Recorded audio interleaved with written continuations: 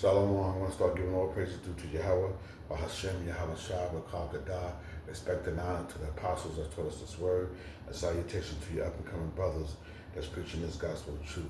This is Saint Shema Asar, and this is another episode of Glad Tidings Ministry. And this is quick to the point.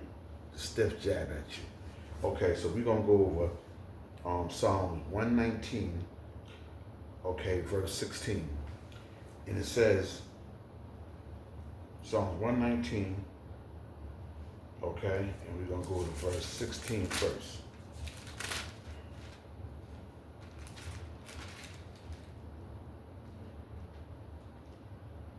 And it reads, Thy right hand of the Lord is exalted. The right hand of the Lord do valiantly. Okay? Now, oh, my bad.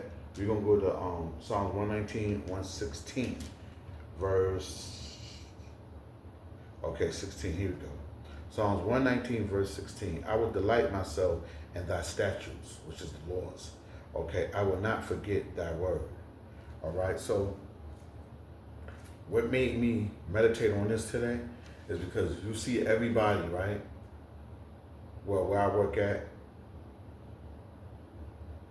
all of our people are in a state of blindness, and they're in a low, very low condition now. And Deuteronomy 28 tells you about the curses and the blessings, all right? And how we're supposed to be the head and not the tail. So in the future, when you look at us now, did we keep those precepts or those commandments?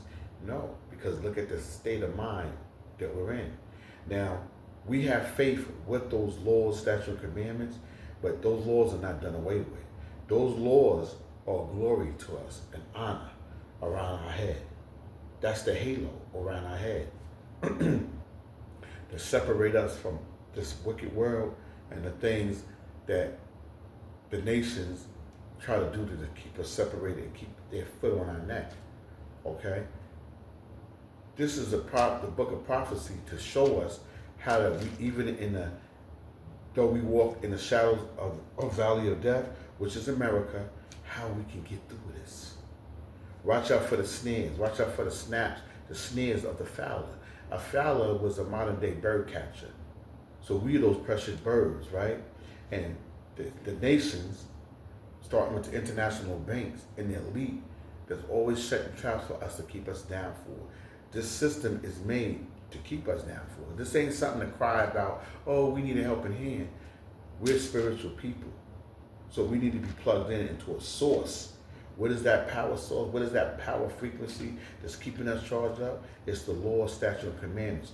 Alongside of that, with faith, they go hand in hand. We need both of them. It's like the two sticks of Judah, one for Israel and one for Judah. Okay, so why are we in the condition we're in? When I look around, and I had to pray for our people, but even Jeremiah said, don't pray for them because they stiff-necked people. Okay, and it says, Thou hast commanded us to keep thy precepts diligently. Okay, so now we're going to hold on to that, right? Psalm 119, we went to 16. We read it again. I will delight myself in thy statutes, which is the laws and commandments. I will not forget thy word. So we have to meditate on this word, because the things of the world draws us away for the things that's keep us rooted or solid ground. Okay, so now let's go to verse 44. So we're going to 119, verse 44. And it says, So shall I keep thy law continually forever and ever. Okay, so we have the precept must be upon precept, here a little, there a little, to learn this word together, to get the knowledge and to get all the stuff that we once learned from the system and Esau and the nations. You know, we have to get that out of our mind, because a lot of that was lies. So now the Lord is going to have to rebuild us again. Okay, rebuild us up by the renewing of our mind, which is Yahweh Shai, who we call Christ. So let's go to Psalms 119, 45 to 59. And it says, and I will walk at liberty, for I will seek thy precepts. Remember I said precept must be upon precept, line upon line, here a little, there a little. How you do the Bible, you do have context on it, but you have to go to each chapter. Precept must be upon precept to get understanding, and then it comes together. Okay, so it's like a puzzle that you put pieces together. Okay, and then it says, I will speak of thy testimonies also before kings, and I will not be ashamed. We can't be ashamed of this. That's why we got to go on the highway and byway, make videos, do our due diligently to let this word be heard. But only we know that most of the elect is going to hear that and come in, but we still got to do what we got to do. Because we can't say who's not of the elect and who is of the elect. But we can say the man that's keeping them commandments, he'll be immortality. Okay? So it says, I will speak of thy testimonies also before kings, and I will not be ashamed. And I will delight myself in the commandments, which I have loved. We got to love this. This right here is going to make us stand out. This is going to put that shine like, hey, son, you shining, baby. You looking good. Okay? Not water and minerals. You need your water, but the water is the word. This word is the water. This is the water you need. Ain't no religion. This is not a religion. This is a culture. Our culture, way of life. That's why people they're in that low state.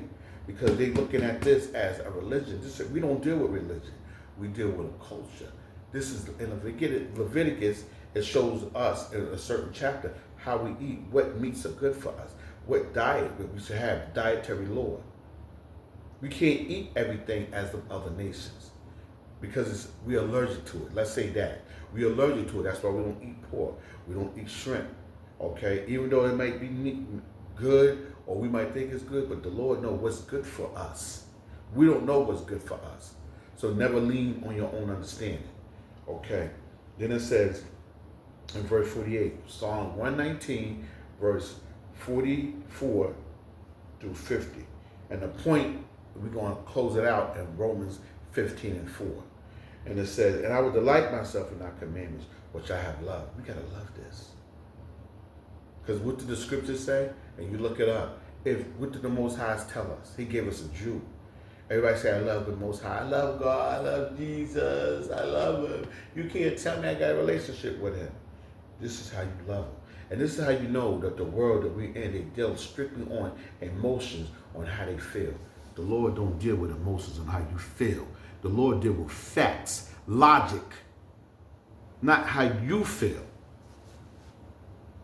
And then when men stand up and teach that and tell you that, give you the glad tidings, the good news, you get mad. Because you say, that's not how I feel. That's not right. You ain't the Lord. But this is what the Lord say, okay? If you love me, keep my commandments. Because this is the whole duty of men. Say it again. If you love me, keep my commandments. Because this is the whole duty of men. That's your life. And the precept to that, you look it up. Precept to that, seek first the kingdom of heaven, and everything else will come to you. What is the things of heaven? There's knowledge and wisdom and understanding of this word. Okay? That's the Jews. That's the knowledge. That's the commandments. This is the glory and honor upon your head.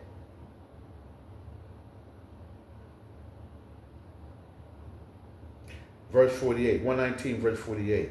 My hands also will I lift unto thy commandments, which I have loved, and I will meditate in thy statutes. You don't want to read this? You don't want to meditate on this? If you don't understand, you got apostles and teachers out there that will teach you.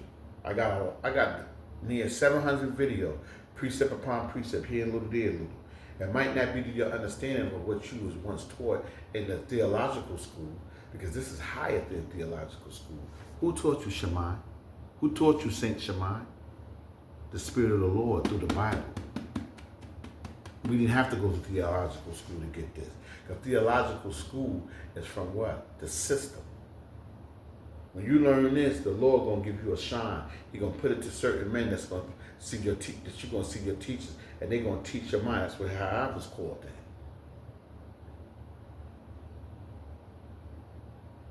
But Christians done blinded the doctrine, done blind the world so bad. They look at it and be like, "Did you go to school to get the theological doctrine?" The Lord don't look at worldly doctrine. Okay. This is a spiritual calling.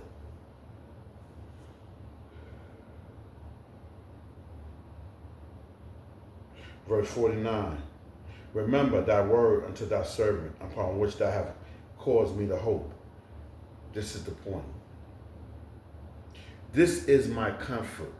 This is your comfort. This book, this word, your life, your culture. This is my comfort in my affliction. So when we go into affliction and we're going through hardcore stuff, like, why is it I keep my bills? I'm trying to do this. I want to escape from here. This is your comfort.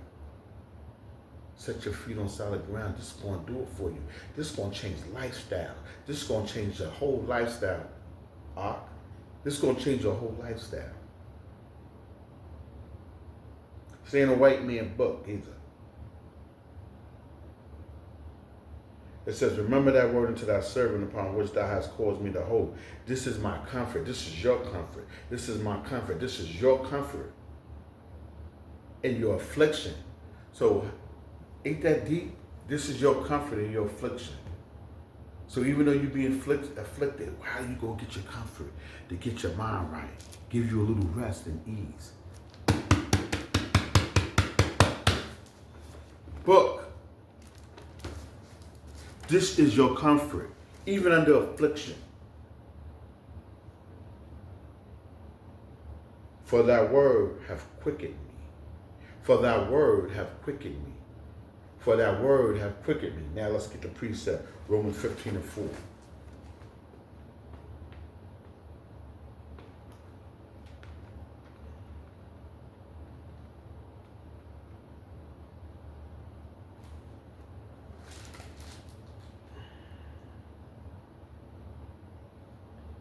Romans 15:4.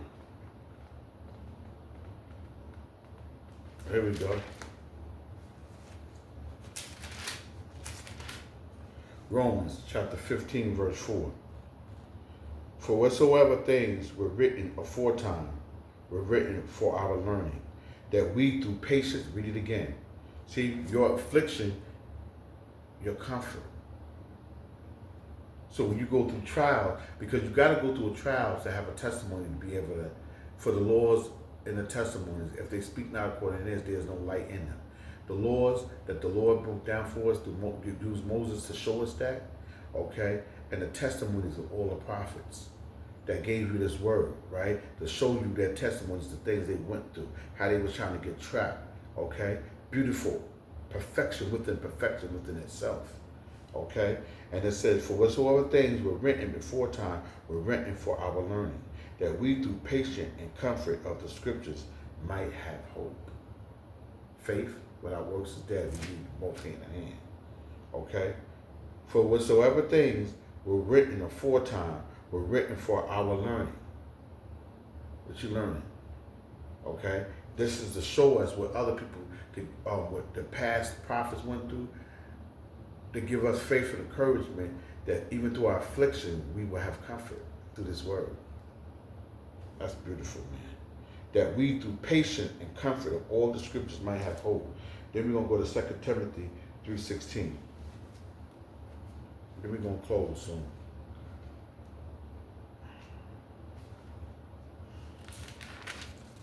Second Timothy 3:16. All scriptures is given by inspiration of the Most High. Amen. And it's profitable for doctrine, for reproof, for correction, for instruction and righteousness. Check this out. That the man of the Most High may be perfect, thoroughly furnished unto all good works. Okay? 1 Corinthians 10:11. We're going to close it with that.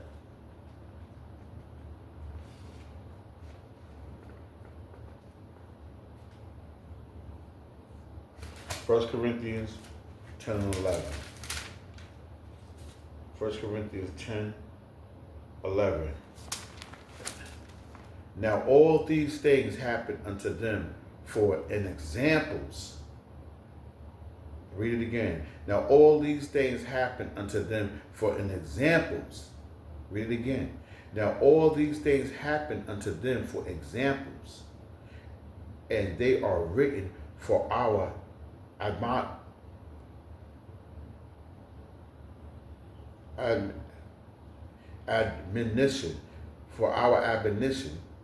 upon whom the ends of the world are come. Wherefore let him think he that stand take less heed for. Okay, now all these things happen unto them for an example, and they are written for our admonition. Admonition, got me this word, upon whom the ends of the world are come. So this is an example for us, to upbuild us to testimony, and your affliction is your comfort. So there was an example to build us up. So your state of being in hard times, places to stay, we got a lot of things going. We in the last days because it's rough. It's rough and rugged, baby. We in the last days, and these things hurt, man. It seems like we never getting ahead, and people losing their hope and they're losing their mind. Okay? Because they don't have no comfort. But the Lord gonna get you out of there. That's why there was examples for us. So turn your focus onto this word. This is your comfort. Even your affliction. I know you don't want to hear that, but this word has worked for me in my life. I go through ups and downs like people, like other people, and our own people too. But the Lord get me through. He give me comfort through my afflictions. So this is to build you up. Come back to this word. Seek first the kingdom of heaven and everything else to come to you, which is the law, statute, and commandments. Learn that precepts. I got almost 600-700 videos that you can go over this for yourself, and then you go back over it and you research it to find out, like the Church of Berea, whether the things are true that I have, that I break down on the video. Okay? So through your affliction, that's the main point today. The word, this Bible, is your comfort. And it was an example for the foretime that our forefathers went through to show us the faith to get through this. You're going to get through it, man. Keep your head up. Come back to the Lord. That's your rest in your affliction and in your trials. Peace. Shalom.